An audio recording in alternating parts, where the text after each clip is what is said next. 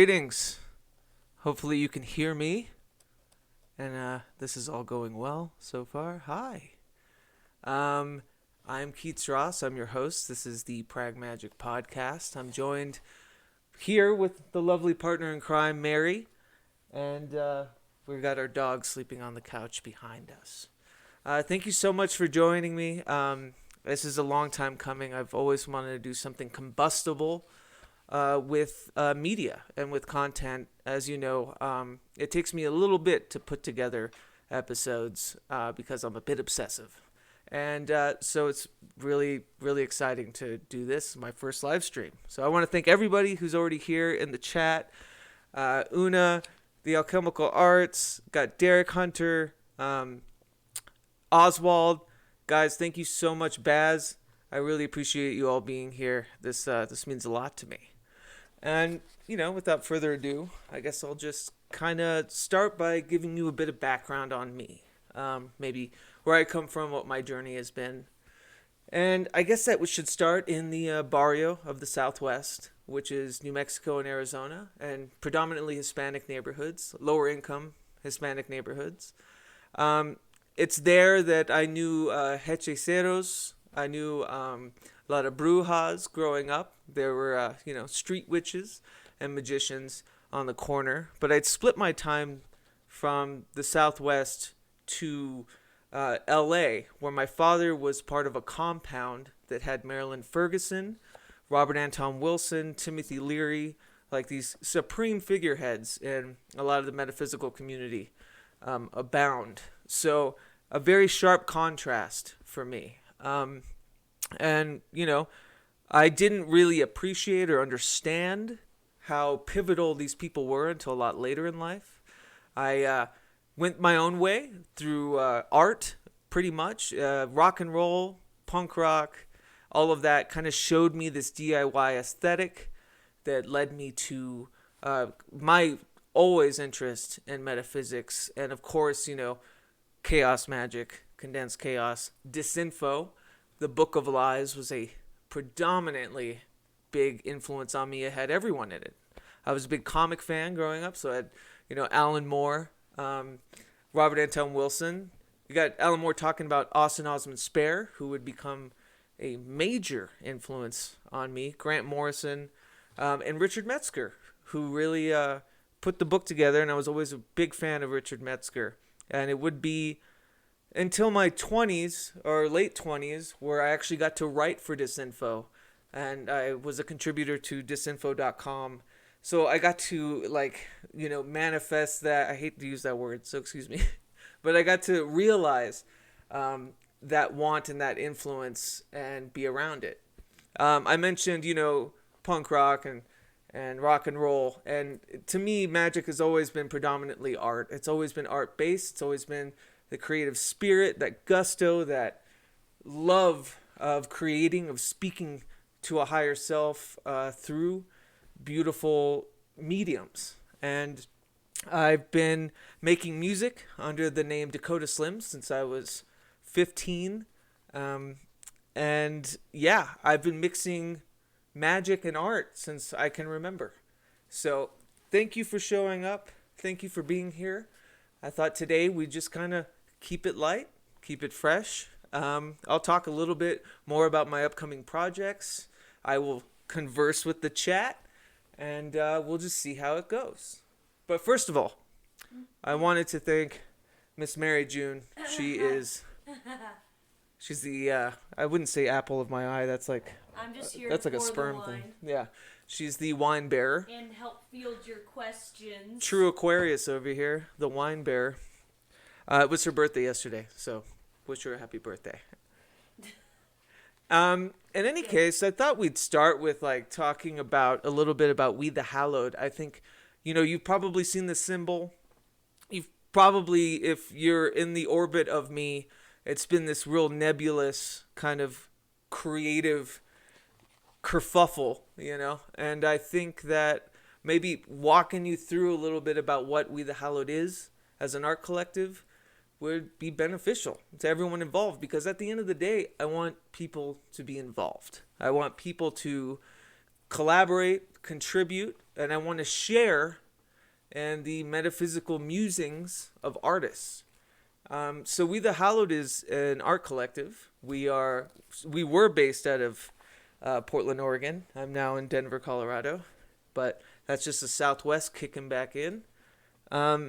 We are a group of disparate artists, usually strict artists, writers, painters, musicians, illustrators, a whole potpourri of different artists.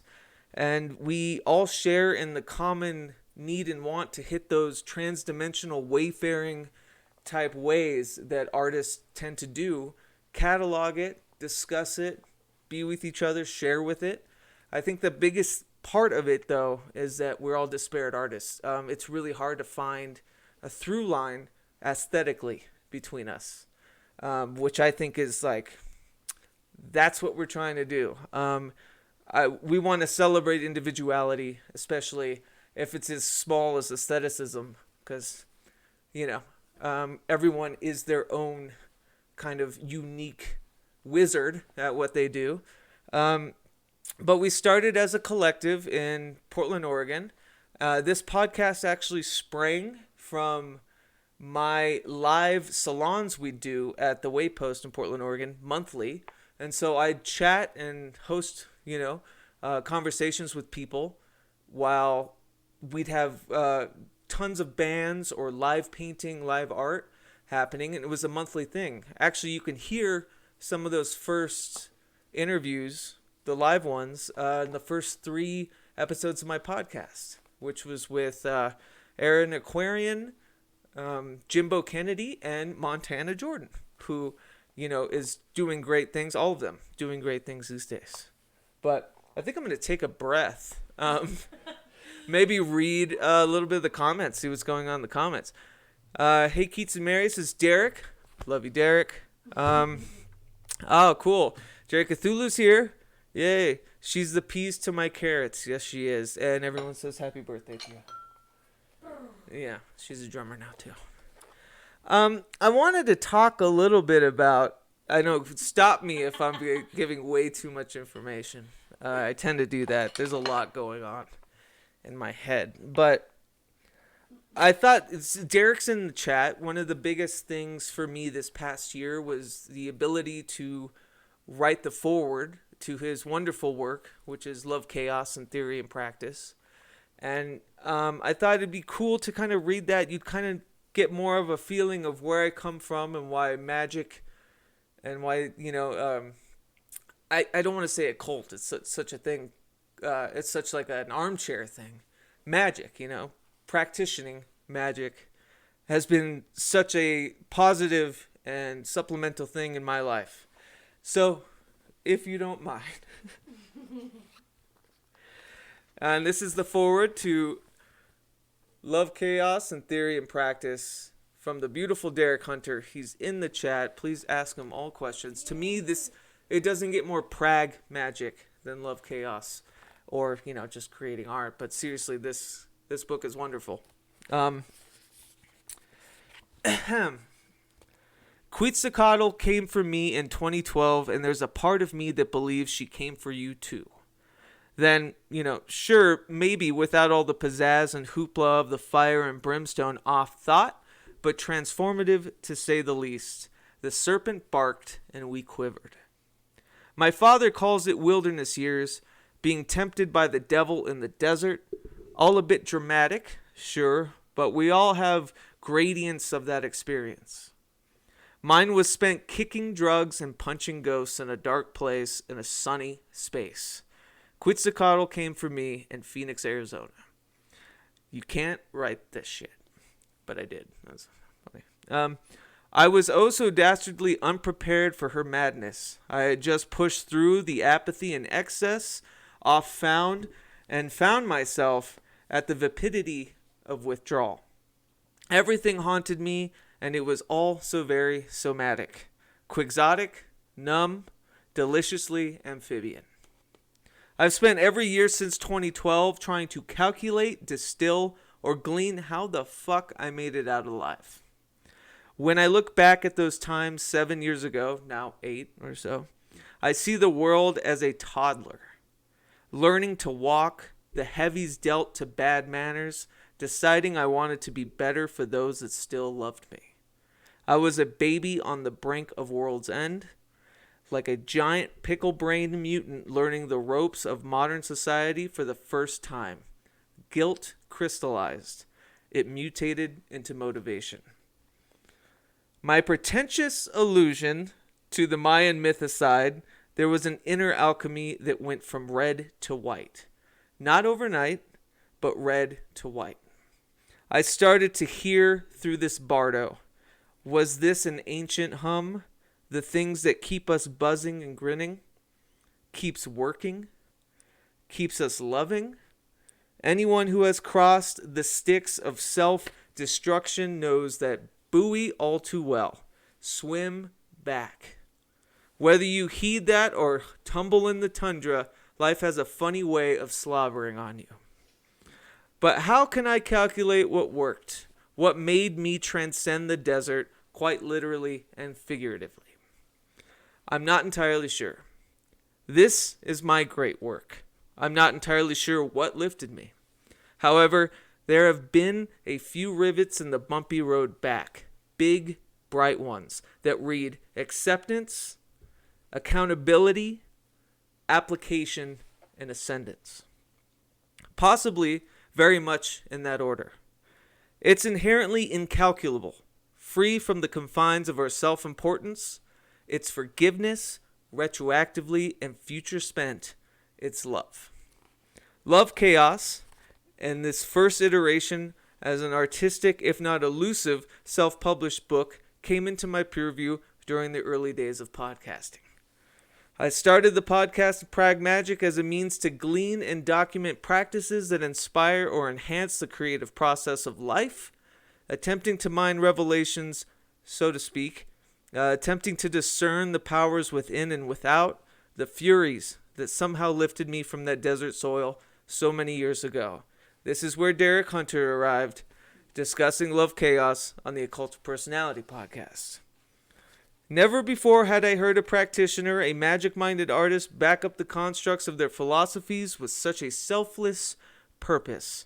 Occultists tend to be quite dour about the outer. Derek is not. Love Chaos was a guiding principle and philosophy that he was inspired to construct from experiences within his own struggles, as well as his hallowed work with the Amity Foundation. He actively guides rehabilitating the once crooked, and he won't ever admit that. Humble, humbled, and all too ready to lift others. These were the credentials of a good man. These were the merits of a phoenix. Derek is a blueprint of retribution in his own right via his own rights. And I'll just leave that there because there's more to it, but I think that really encapsulates what magic is for me, what practicing magic is for me. I had to learn how to walk again, you know? I had to feel the air for the first time, like I said, like a toddler. So what pulled me out of that was intention, was writing, was sigilism or sigilization. I always forget what you say in that one. It was magic, and it was practicing. So here we are. Pragmagick has been just a joy of my life. I get to meet all of you guys, but I also get to glean and glisten from wonderful arbiters of magic, of art, of all above. And yeah, I just wanted to give that background. I thought it'd be funny later too. What set me on the Pragmagick journey specifically was a ritual I did under the 2017 total eclipse in Oregon. And that set me on the path to where I am now. And we'll get into specifics later about that. But I think to me it's swelling to feel and understand the power of this interconnectivity of this heavy fucking shit. you know, and we're all here together on this little path, and it's pretty sweet. So, Mary, are there any comments? She's really helping out. I appreciate this. Just trying to break the tension here. Yeah, I guess I got a little serious. I tend to do that. Things I don't understand. Right. And Well, forgive me. I might inundate you with a lot of information. I'm excited. This is exciting. I've never been kind of held accountable in real time when it comes to discussing this. So if anyone has any questions, please shoot them forward. Otherwise, I'll continue to dig my own grave reading my own shit. Just kidding. I'd also like to say, like, a lot of my practice too has to do with audiomancy, and by audiomancy I mean quite simply sound sorcery. There are practices, there are there are rituals that I use to kind of inspire and unearth musical things, and a lot of that kind of started around that ritual I was talking about. And there was a dimming room that I had, which was like this small cupboard in my old house in Portland. And I set it up to where I blocked everything out. I kept a speaker in there, and I would do these pretty deep meditative states where I would be anchored to the ground by strumming a guitar, by listening to tape loops, and, chanting. It sounds really goofy, and it's probably horrifying to the neighbors, honestly. But it really unearthed a lot for me. That's probably the most psychedelic tool that I've ever had. It's the most preternatural aspects that I've had with music, which are few and far in between, And I want to make it known that I definitely mean Pragmagick. I mean magic that, and essentially kind of recalibrates the self. It helps one be better. It helps one connect more, to love more.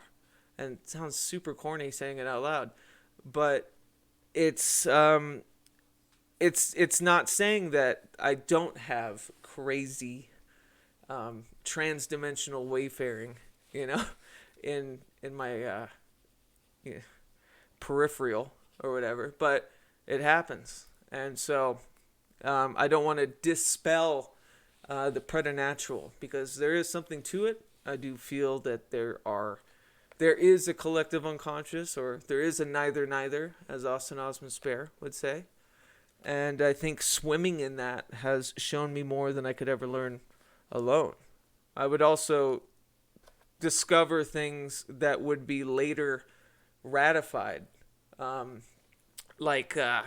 would see these beings that I would later find were like Zoroastrian beasts or something, and later, I'm going way ahead of myself. Is there? Obviously a little excited. So Oswald asks, are you keeping up with Oregon politics? Shit's getting pretty wild. How do I put this? I want to be as collected as I can. I was there. It was pretty prevalent. You couldn't shake it. I mean, the whole ground was shaking in Portland for different reasons, good and bad. And I think my removal or my leaving it, it's still abundant, but I'm not as affected, internally by it, because it's now removed. I live in Denver now, so the politics are a little more grounded, I think. And I don't mean that in a demeaning way. I mean that it's not as, how do I say this? It's not as extreme as it was in Portland. So, no, I have not been keeping up. Mary walked away, and then we all started asking questions. Okay, I see them now. Okay. How wayward... Oh, here's a good one. Baz has... How wayward should a magician... How wayward should a magician be before she becomes bad-mannered? Okay, so this actually brings up a good thing. I was thinking about this today. I think about it every day. And I think Derek does too, and a lot of people I've chatted with. Mitch Horowitz calls it anarchic magic. I think that there's something to that. I think that it's a potpourri of recipes you're using, but there's still reverence that's needed. I still think you need kind of footing. It's not like you want to just brashly take. If you're going to mess with spirits, you better fucking understand who you're dealing with, I guess, or even the psychological ramifications of dealing with such things. It's heavy shit, and it can be, but there's got to be reverence. So I believe in the wayward sense of like maybe a masterless apprentice, like a Ronin or something, but a one that is still astute and is grounded in a lot of stuff that they're using. Does that make sense? But yeah, I've been thinking about that a lot too. Anarchic magic, as Mitch Horowitz calls it, because he puts a name to it. It doesn't need a name, but people are oft to label shit. Pragmagick is my magic, right? But yeah, there was always thing, and I think that's a lot of what people lose when they talk about chaos magic. I think it's kind of been torn asunder in the sense that, oh, you pick what you need for the right result. But I think what's missing there is a big reverence to what you're picking. So you can be wayward, but grounded and, be a good house guest, I think would be the word. Anything else? This one's fun. What's that? Asking, do you have access to the Denver airport secrets? Not yet. I don't have access to the Denver airport secrets, although I'm very familiar with them. I kind of tote the line. I just don't think people are that creative sometimes. When you get into the conspiracy stuff, which obviously I don't trust anybody. Conspiracy is like an oxymoron right now. Or no, a redundancy, I don't trust anybody. But I think when it comes to I love the folklore and the mythology of, conspiracy. But at the end of the day, I just don't think dudes in suits are that fucking interesting. That's fair. Unless it's you in a suit. Right, unless it's me in a $3 suit. That's pretty interesting. Yeah. Anything else? Oh. Ooh, something about John Keats' favorite poet growing up was Mary. That's right, Mary Shelley?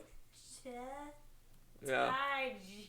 John Keats' favorite poet growing up was Mary Ty. Okay, so there's a really funny synchronicity with Keats. It's my mother's maiden name, which is my middle name. And the reason why I go by it is because the only time those two families ever created something was me. And never the tweens shall meet again. Like, I've never known them in the same room. So to me, going by Keats Ross is a very scientific, almost like a Latin name for my species, if that makes sense.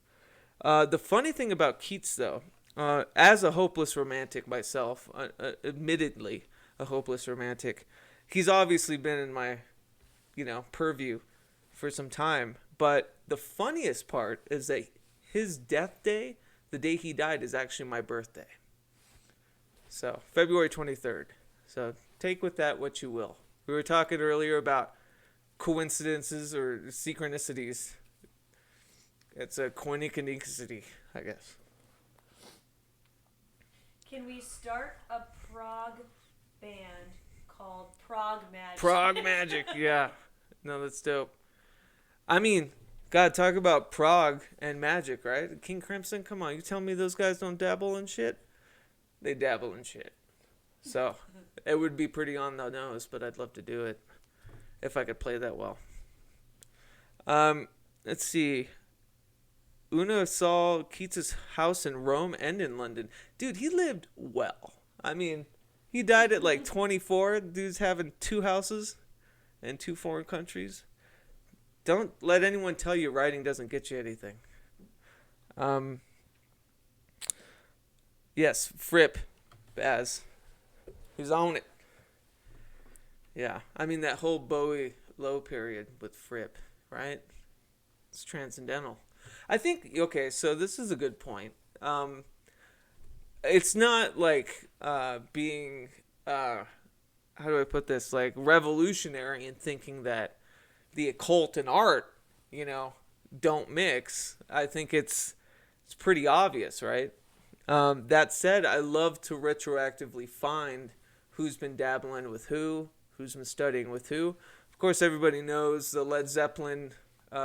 Jimmy Page lives in, the castle. Forget what starts with a B, but Aleister Crowley's old home, which I think is now dead. But he also has the largest collection of Austin Osman Spare paintings and the sigils. I mean, Zos, Zos Kia. So it's fun to like retroactively find these seeds. To me, it's weirder when they're out with it and upfront with it. So yeah, and that just brought to my mind with Bowie and Lowe, or like the Thin White Duke when, right? Yeah, when he was going through station to station, when he was very apparent about his Crowleyisms and stuff. But anyways, it's exciting. About John Keats and his love affair with Fanny, directed by Jane. Oh, that's the movie, Bright Star. Were you looking for the name? Well, check it out. It starts with a B. The Boleskine? Yeah, Boleskine House. Yeah. The alchemical arts. Can you explain your daily body drawing practice? I am still musing over what kind of link to make you for it. Oh, you're talking about my sigilism work. Yeah, okay.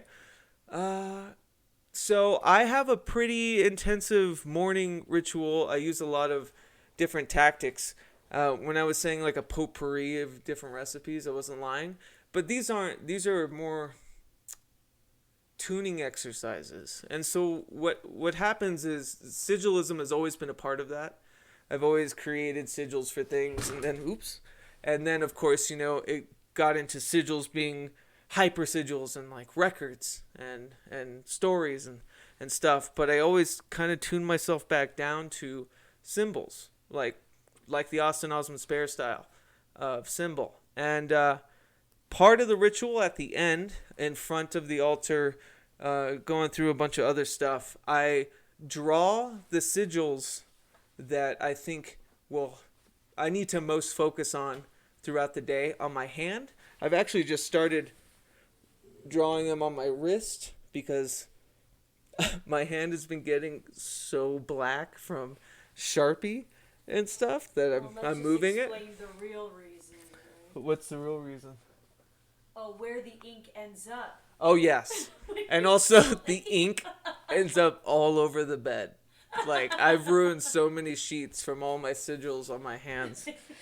Yeah, that's funny. But yeah, so I've been experimenting, being a little more intentful with what I draw them with, and trying to find one that's good for the skin, good for the bed, and also I've tried to do acrylic, which is dumb because obviously, but I thought it would flake off fine. And there's something about when a sigil's charged with acrylic, it'll flake off. It's like combustible, and I love that idea. So trying to find something that I can cast on my skin, to just imprint it in my subconscious every morning, help me anchor myself throughout the day, but allow it to leave, as the day grows older would be amazing. And so if there's anybody that can do a awesome alchemical concoction, Jeremy, it's you, buddy.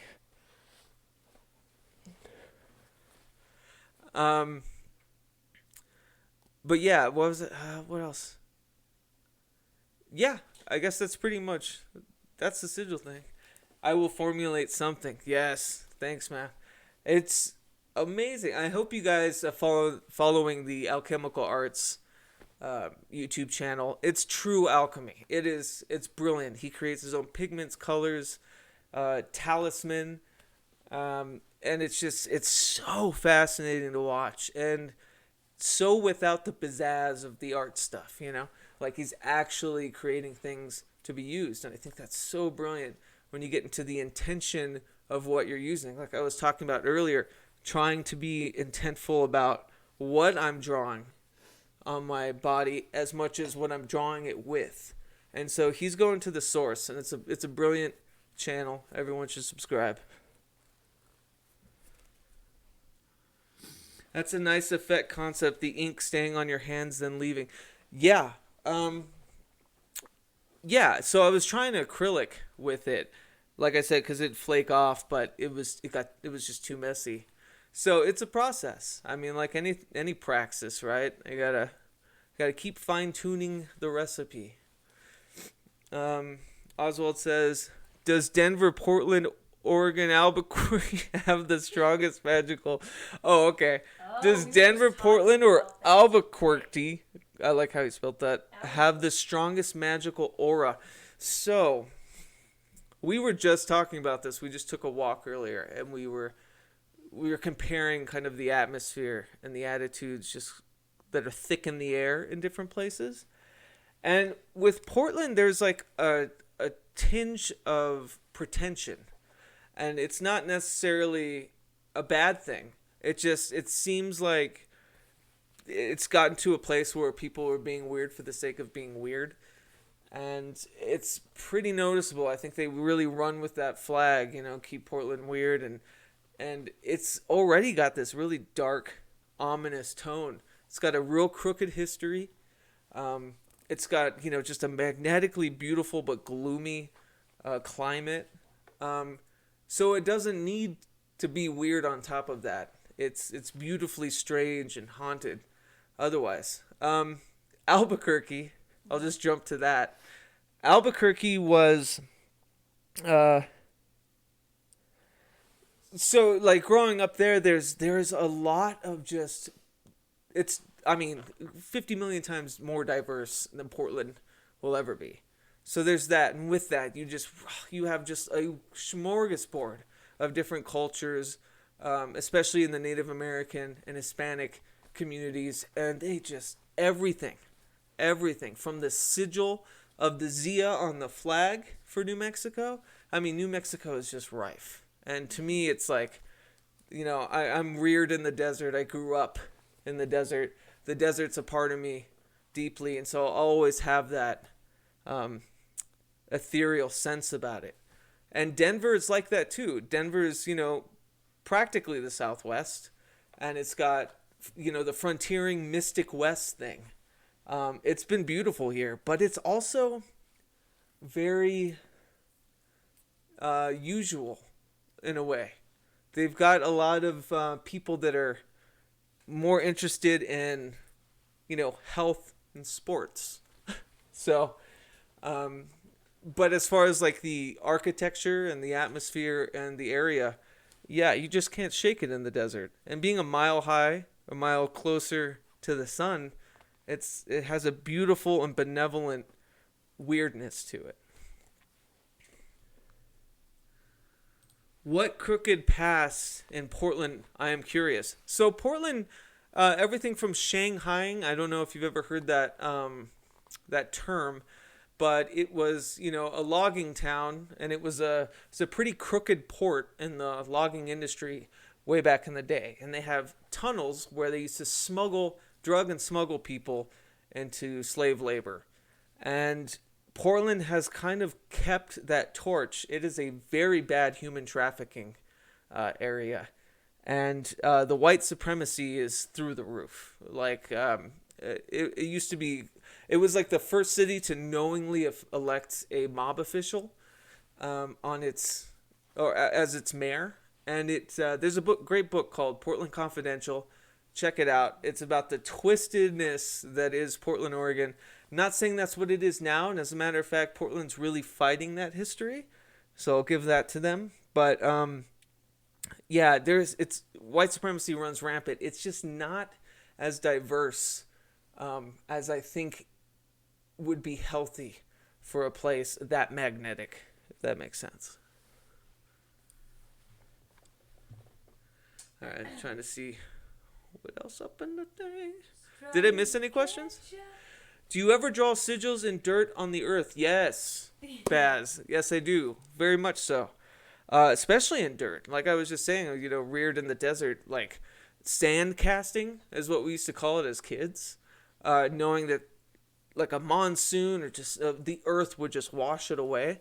That was my biggest inspiration.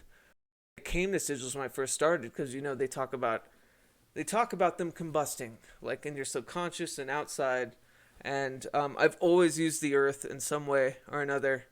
So yeah, sand casting is our joking term when we were kids, but yeah, uh, the ritual I kind of hinted at in under the eclipse in 2017, that total eclipse in Oregon.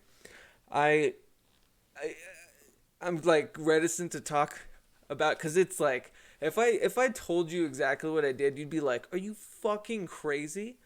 Like you're dealing with like 8 different machine guns with one thumb, and but part of that, yes, was like etching a sigil into a living thing, into a living tree. No, I didn't kill anything. That was, ugh, that would have been bad. No, but yeah, etching into living things. I believe that it hurts the thing, but there was a part of me at that time, and I still agree with this to a degree, that sacrifice is like something that is par for the course. And I don't mean like human sacrifice, like, not to get ridiculous, but I think etching in the atmosphere around you that kind of gives up a little bit of itself, was a big thing about it. Though I'm trying to be very careful because I don't really operate like that anymore. Although I do draw on everything. So, anything else? Your friend Niche is here. Yay, Niche, how are you? Oh, this is amazing. Thank you, guys. It is cozy. Do they see Zara taking a nap back here? Oh, yeah, do you guys see our dog sleeping? He's the cutest.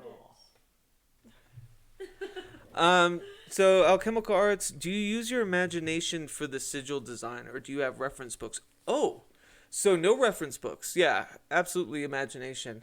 I'm always weary about, I used to kind of combine, there's that great book on symbols. I really like this one. Yeah, I forget the author. The Book of Signs. It's like classic. And I used to kind of draw from my own, you do the process of creating the sigil, but it would be artistically unique to me. And then my favorite part was referencing it in the Book of Signs and seeing if I like tuned in to any kind of universal aspect of what the symbols mean. But no, I don't reference anything. Maybe I should. That's not a bad idea. I'm always looking to change and be weird, so that's not a bad idea. Are you cool with like taking previous kind of symbols and mixing them together? I've not tried that yet. I just wonder if that's something that works well. I like this because, well, it's fun to see if there's any like connections between the ones you create, and like to find the synchronicities between what, if there's any meanings in there that already exist. Right, yeah. That's where it's kind of fun. Yeah, totally. That's what I was just saying. It's really, it goes back to what I was talking about in my audiomancy kind of rituals, and then being presented either from my higher self, subconscious, neither, whatever, but being presented with things, that's as intellectual as I can get with it, but presented with creatures, ideas, all of that, only to find later in my research that I was tapping into something I already, I just witnessed. So, Amanda Pomander, I painted a beautiful sigil for a loved one to help alcoholism. Charged the shit out of it, and it worked 33 moons later. Ooh. 13. Oh, 13. I love that. You're right back to where I was talking about how magic took me out of self-sabotaging or kind of dark behavior. And I love that when you do it for other people. I've done that many times. There was a time where I kind of had a clinic almost of helping friends that were in troubled times, and this is within We the Hallowed. I would take them through that like Grant Morrison disinfo process of creating a symbol, because I feel like that's like the easiest way to show someone or to introduce them to that. And so it would always be, I love that. I love like creating for somebody else. I think that's super important. I think it's beautiful. And if they know it or not, I wonder if your friend was there with you and knew it, but I'd love to hear more about that. I sometimes surround the sigil in a heart or a star flower. Okay, yeah, so good. You're using your like previously understood symbols to kind of, you're tapping into the archetypal idea of sigils or symbols. Ooh. I should do that. I like this one. I should do that. Clothing a way of stimulating a magical intent? Yeah, so she just read, I don't know if you guys can hear her. Probably not. Is clothing a way of stimulating a magical intent? Absolutely. I think intent is through and through. I'm one of those people as an artist or as otherwise that I want to represent myself to strangers or to foreign things as I see myself. And a lot of that, yeah, aesthetically comes down to clothes. I don't mean like I'm a fashionista, but I put just as much interest and care about what my beingness is shown to other folks as I would the same intent any part of a ritual. And we don't talk about that enough, I think. Yeah, it kind of reminds me of it's hard because people, I think, seldom think of it as something as intentional or worthy of focus. You hear all the time, I don't want to think about what I'm wearing because I just want to get to the thing that matters. But I think being intentful about all those steps up to the thing that matters, that's the fucking praxis. That's the magical praxis. And, as somebody that creates under different pseudonyms or avatars, I hate to use that word, but we'll just say different pseudonyms, different characters. Like Dakota Slim, he's grown into this, for me, like this folkloric, mythic West kind of figure, and he's kind of time displaced, jumping through the bardos. And I think a lot of that, I bring that into who I want to represent when I wear something. So, just an example. Anything else? Oh, cool. Niche can hear Mary. Right Yay. now you look like a cross between Adam Ant and Boy George. I look like a cross between Adam Ant and Boy. Who said that? Baz, Who said that? Baz. Damn it, Baz. No. I'll take it. That's, yeah. I guess I do look a bit flamboyant, huh? All right, well. Yeah.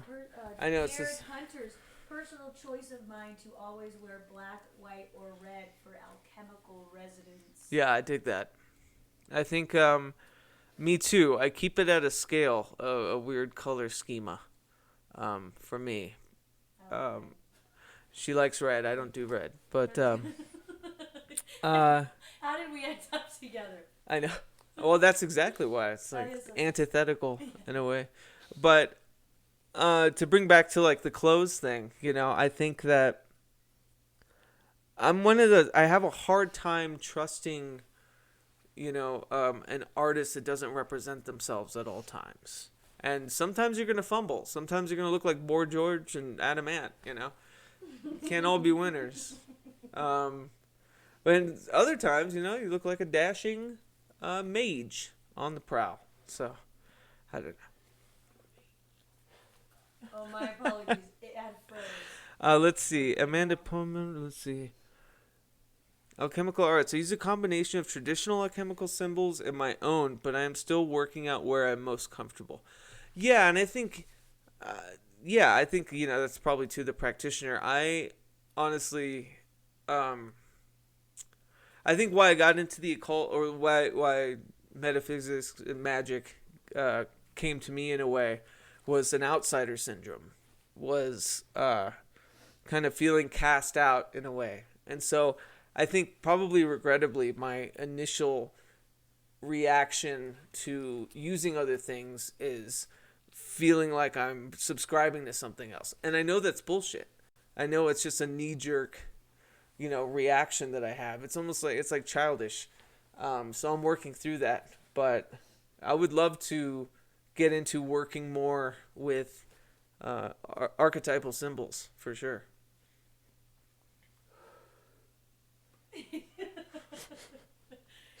Funny.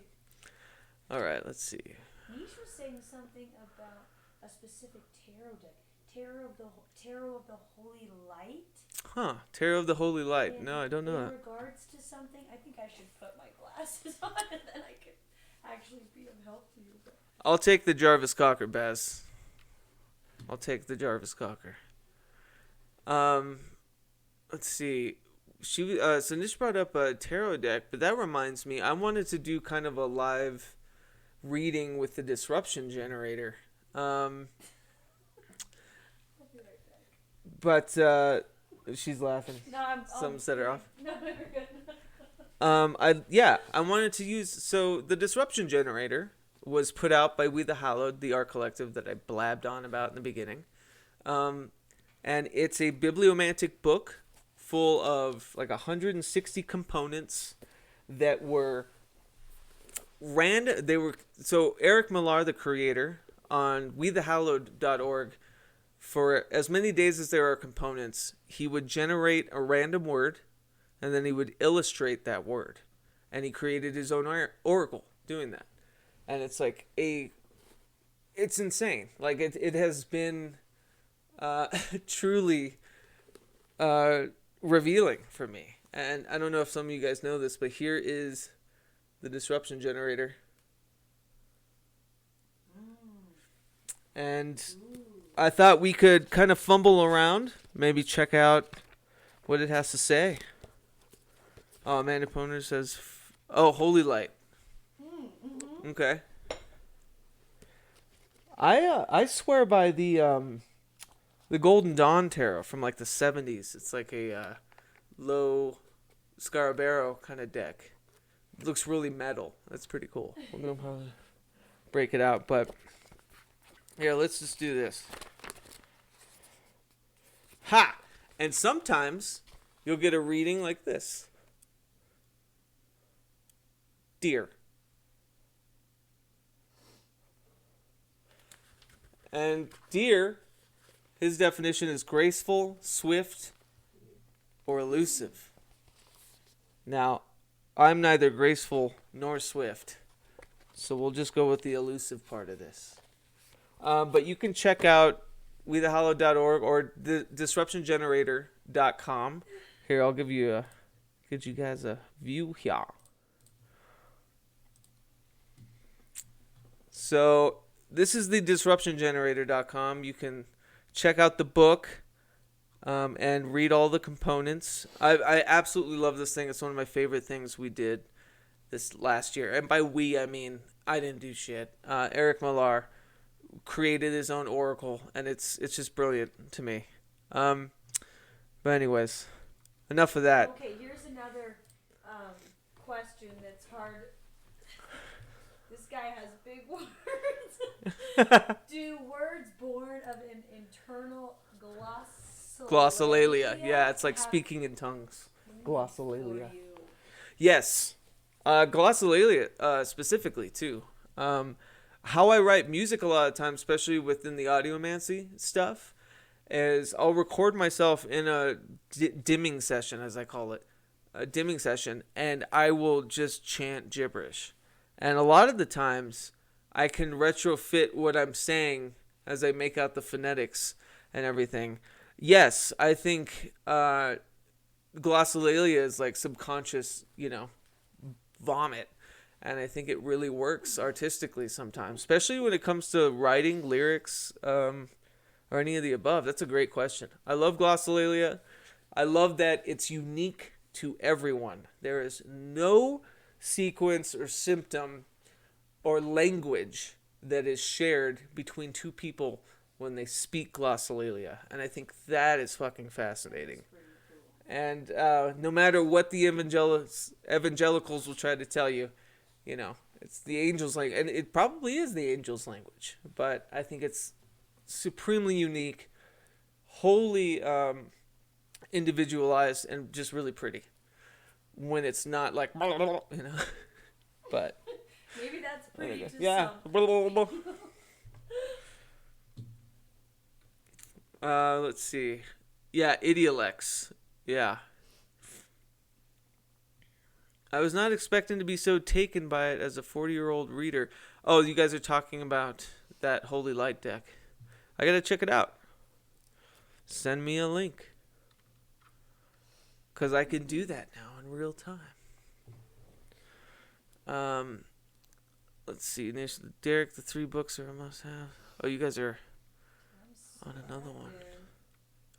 Do y'all read John Michael Greer? Yeah. So, I actually, personally, I mean, I know of him. He studied, I think, Eric Arneson of Arnemancy, like, lived next door to him, or studied under him for a bit. So, he's like, always in my peripheral. I have yet to really dive into him, but you should check out Arnemancy podcast, I think. He's the go-to guy for, like, the in the thick book kind of, you know, information stuff. So he's a wonderful resource to have.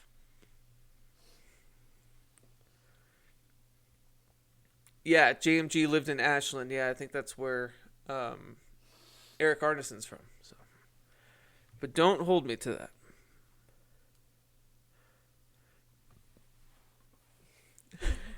She just stared at me.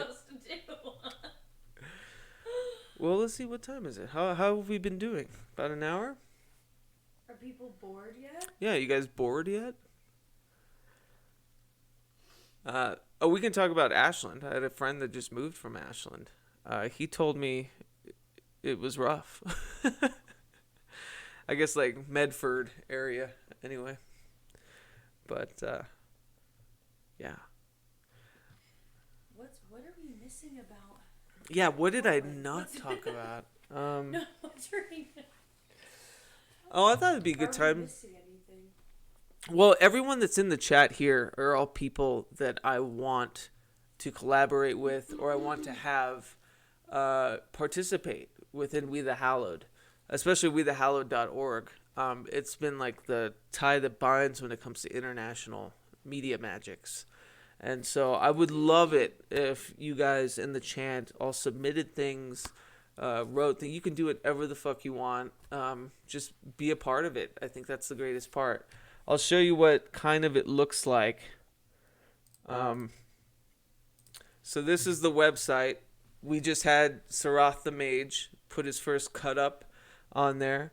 If you look at the artists, we got a lot. Ooh. That's an old picture of contributors. That's how we first started. That's where we came from. Just a couple of weirdo mages. But yeah, if you check out, Alex Ballin, Book of Beasts, practically all of my gifted brethren that I know personally have come and gone through its confines. We put together a literary journal. We call it a zine, but it's really thicker than that. And it's on Amazon. You can find it. It's called the Liber Yusotros. This is something I want to get back into. I want to do more of these. These were supposed to be like not bi-monthly, every 2 months. And these were supposed to be just kind of keeping up and understanding how us disparate artists kind of find what I call the constants or the common ground. And so you'd have everything from interviews with paranormal detectives to, audiomancy articles to art to all that. And that said, Niche, I really want to do the other aspect of this, which is the music stuff. And we put out a compilation a couple years ago with bands and samples cut to a audiomantic kind of class. So if you guys, please, just be a part of it. Submit. I'll publish it. I love it.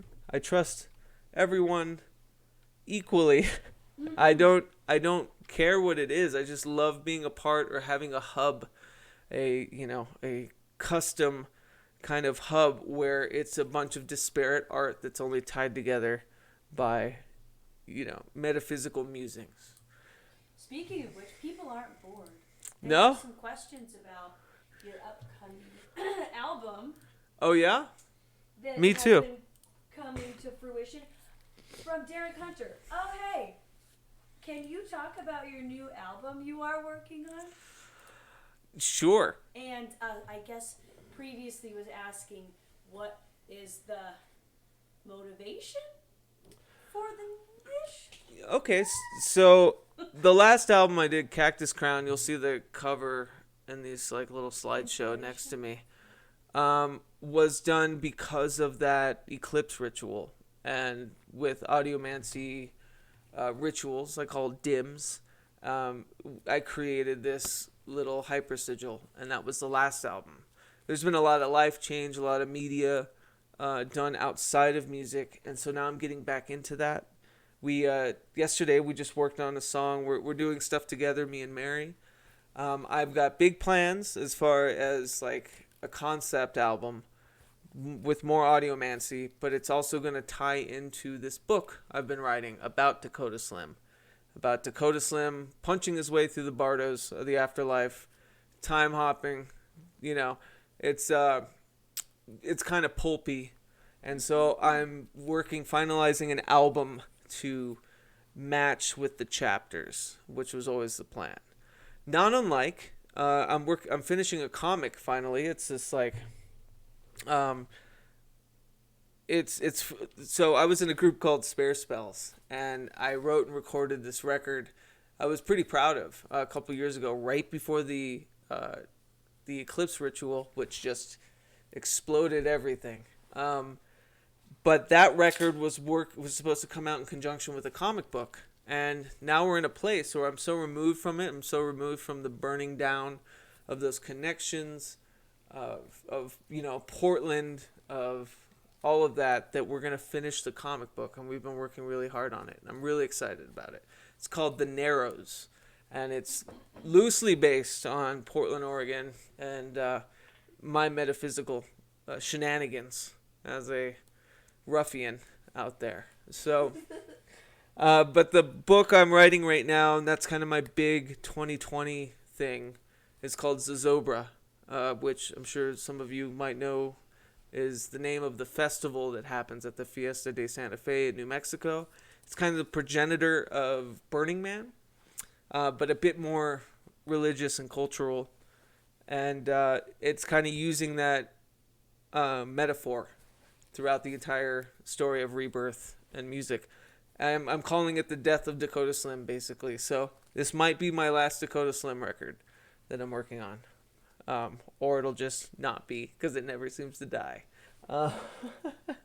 But Mary and I have got a lot of stuff cooking right now. She's an incredible artist. Go to SoundCloud, look up Moon Division, listen to her music. You don't need to. It's brilliant. Moon Division, really great stuff. Santa Fe will always have a piece of my heart. Yeah, me too. I'd still go to Burning Man if I got the chance, but it's pretty much ruined by corporate sponsorship now. Yeah, that's what I ascertained. I had never gone, but by the time I was kind of, interested in hearing friends that have gone, actually had really transcendental experiences and like really wonderful experiences, it was always hogtied with the corporatization of anything, like anything good, right? Anything good. So, Zozobra is a really back to the roots, a lot less, it's more cultural, it's more Zuni Anasazi, it's more Navajo, it's more a collection of traditions coming together to burn an effigy that they call Old Man Gloom. Zozobra is anxiety in Spanish, and it's kind of about releasing all the tensions of the year. So basically what Burning Man kind of started as. Mary McKeever, would you link to the SoundCloud, Yes, please? fine, I will. She should. Where did turtles come from? I don't know. There's someone that joined that's called Seven Turtles. Ooh, it's exciting. So more about myself. No, I'm just kidding. So yeah, there's a lot of stuff. You know, I just went through, as some of you may know, I just went through like a pretty shitty back injury. We just relocated from Portland to Denver. So it's about finding my footing these past couple months and lifting myself up in a way, getting back to my magical praxis, getting back to the plethora of, you know, creative aspects.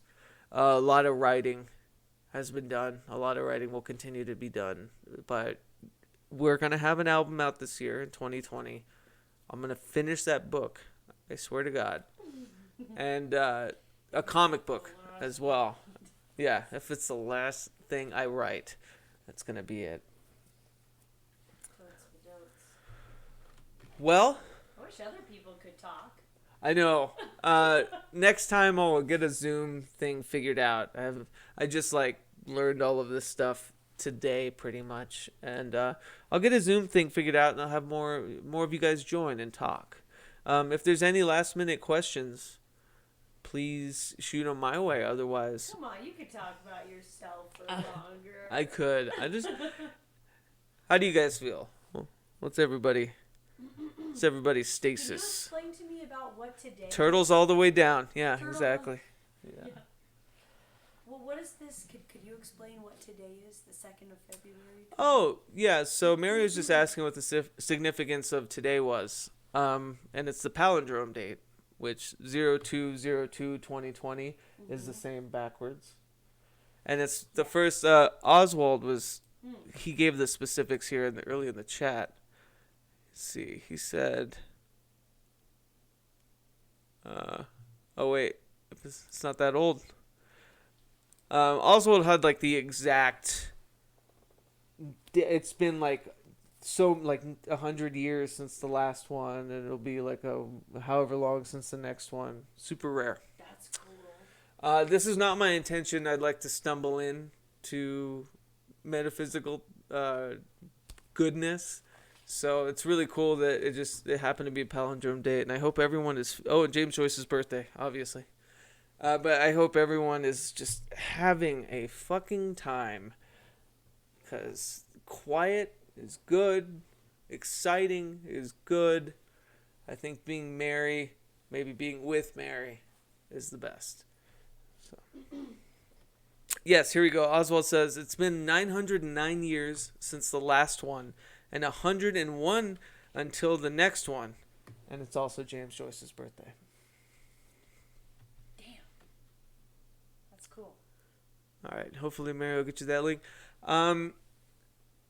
Please check out wethehallowed.org. You guys are all creative, wonderful people.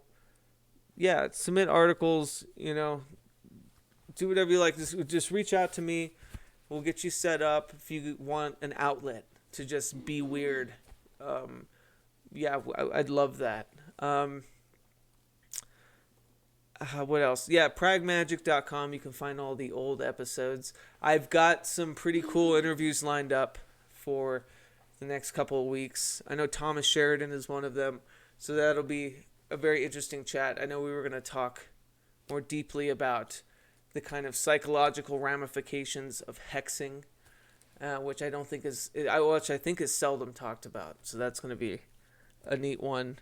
And then, yeah, I've got some other kind of reoccurring episodic things planned. Another audiomancy episode, hopefully some more videos, and definitely some more live streams. I think I would love to do this weekly if I could, but maybe every 2 weeks. I have no idea. If anyone has a better estimate on a good time to log these things so I'm not stepping on any other streamers' toes, let me know. Oh, Jerry Cthulhu asked, why am I not a mod? That you're absolutely right. Sorry. You are now a mod. Let's see. Nailed my clothing magics today, Mary Someone says. said I look like a cowboy, which Straight up. that's what I was going for. That's what we live So- like now. You motherfucking hot. Not Wednesdays, Jerry says. I know that. I know. Isn't there a Tuesday one too I'm not supposed to do? Someone's on Tuesday. All right. Well, This has been such a joy. I've never gotten to just gab and talk in a live space, in a combustible space. Thank you guys so much. Jerry asked, how's that snow?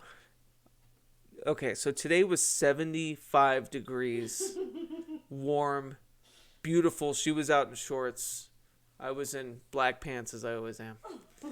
But it was a wonderful, hot, almost summer-like day. And tonight at 4, we're going to have a blizzard. And so Tuesday is supposed to be 20 degrees. So take with that as you will. I'm bipolar. The weather's bipolar. Everyone's living in harmony some way.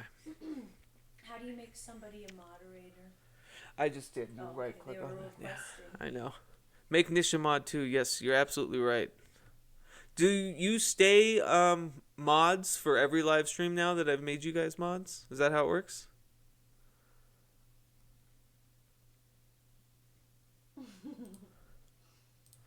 Oh, Jerry's in Chicago. Oh shit, yeah. Oh, it's like living in Chicago. Yeah. Cool. So now you guys are all mods. I love that. I should probably make Mary a mod, huh? Jeez. If you guys have any more questions, please shoot them my way. Otherwise, we'll just kind of wind down here. I have a question. Mary's got a question. Well, I was wondering, like my mom does a sigil for every new year. Yeah. Does anybody, where she takes the, 2020, the numbers, and meshes them into a symbol, does anybody else that's here have a similar practice? For like Or yearly? intention for the new year? Yeah. Like that? I have Mona's that. That's a good question. Here. I think, incorporating sigils with holidays is a big deal. Holidays are like ingrained in our brains. So we have... Will you hold this up so they can Oh, see? yeah. This is her mom's sigil for 2020. She does this every year. And if you flip it upside down, it's It's a palindrome. or an octopus. I don't know if it's... Oh, yeah. Or an octopus. Right? That made me think of that. But yeah, what I was saying was, I think it's important to kind of sequence with holidays, especially ones that have been ingrained in you since you were a kid. You can't help but put all the celestial baggage on holidays like New Year's or even Christmas. Pagans be mad. But, yeah. Do we agree with Thomas Sheridan about Wiccanism being dead? Okay, that's a good question. Legitimate Wiccanism? Because, or is it because Wiccanism is just so inundated, commercialized now? Like the gardener stuff it's just kind of ridiculous. Is that what you mean? Anyways, Jerry, thank you for stopping by. I don't know what they mean. Appreciate you. Can't wait to actually talk to you on a show. But anyways, yeah, about Wiccanism being dead. Oh, I feel like Wiccanism is so specific in the sense of, I think it would be more of a emblematic thing if he meant something a bit broader, but since it's so specific, I don't think so. I think Barnes and Noble still exists, right? Wiccanism is still going to have its day, and it's going to touch the lives and wonders of, Midwest young kids all over, and I think it's a good gateway. But yeah, I don't think it survives much beyond that, and if it does, I don't think there's a lot of room to grow within it. It's less legit than modern neopag. Yes, I agree. That's what I was saying. Instagram witches aren't real Wiccans. Right. Don't get me started. No, I love that. Yeah, we talk about that all the time, Oswald. Yes, absolutely. You'll find it in the podcast game too. Podcast game too. But actually, I've got to agree. Where I see it still connecting is with some of the students that I teach. Like Right. the kiddos recognize and can connect with those basic concepts tying to nature Right. and all of that. It's really interesting. Yeah, making a career. Yeah, my Wiccan rituals from 30 years ago are still resonating in the universe. Yeah, and I think because there's like a big, it's charged, and it's charged by so many people. It's a big deal for some. I just don't think. To me, I kind of subverted it. I never needed the Wiccan thing, and it always kind of seemed. I don't want to be insulting because I think everything has its place, but it just wasn't for me. I kind of jumped right over that. But I don't think Wiccanism's dead. I think if you mean like it should be, that's one thing. But I think it's still going pretty strong. I think it's as fervent as ever, and I think it does give something to kids that are a bit more culturally excluded. Because it's so easily found, so like easily ascertained. So I don't know. But what's so wrong with it? I guess is maybe I need to read more. But yes, the Instagram shit. It's just I talked to Carl Abrahamson about this. I was internalizing a lot, especially kind of midway through this whole podcast journey, and being a part of general culture and meeting a lot of folks, but getting brushed up with the negative aspects like the guru culture, the paying for ascension shit, and the Instagram witches. So it's all, they're all roadblocks, on the way. But at the same time, everyone's got the tools. Everyone's ready and able if they want to be. And I think that if people find solace and making money, doing that, it's not going to work out for them that well. And if it does, it's so vapid that who gives a shit? So, yeah, don't get Nish started. I know we talk about this pretty heavily. One of my favorite podcast episodes ever is with Nish. We actually titled it Facsimiles, because we were talking about kind of the fraudulent facades of, modern day guru culture practitioners. And it's abound, man. It's abound. It's unshakable. Like anything, it tips the scale. You hit the zeitgeist. Like the occult is so popular now aesthetically that you're gonna have a lot of bad magic, and that's just the weight of the world. It's I do see a fade kind of dying down if you don't continuously buckle under self, I hate to use the word mastery, but if you don't continuously buckle under like being a perennial student and trying and not being satisfied, if you continue to be satisfied with something, you're going to end that thing. And I think the biggest point with me is no one knows everything. And yeah, I can go on about this, but I think at the end of the day, what I'm trying to say is when it's a costume and that it's an aesthetic only and it's a monetary thing without it being humble or humiliated, it's not worth your time. True that. Yeah. And C.W. Chanter, I'll just leave with this, had a great live stream a couple weeks ago talking about ascension courses. And how I introduced myself to him is I wrote him a message and was just like, this, you've said all the things we've been trying to say forever. And that's that everything's at your fingertips. Beware of just curators, because everyone's just a fucking curator. That's really all they are, unless you're a perennial student and you got no business teaching anything. But I'll leave it with that. Hey, you guys have been so wonderful. Thank you for slithering, hithering. And we'll keep this show on the road. Like, converse with me. Text me or email me, you know. Do whatever it is that keeps this relationship emboldened. Because I love this. This was my biggest resolution. Was meeting and emboldening old relationships. And I love this. Here's another opportunity to do that. Thank you guys. I am off to cook dinner. Love you, Jeremy. Thank you, Derek. Thank you, Nish. Always, Baz. Love you, Oswald, Jerry, Una. If I'm forgetting anyone, I apologize. Sorry? Turtles. You have no idea what this means to me. 10 current viewers, but 10 all people that I admire, enjoy, and want to talk to. That could be worth $1 million. So I appreciate you.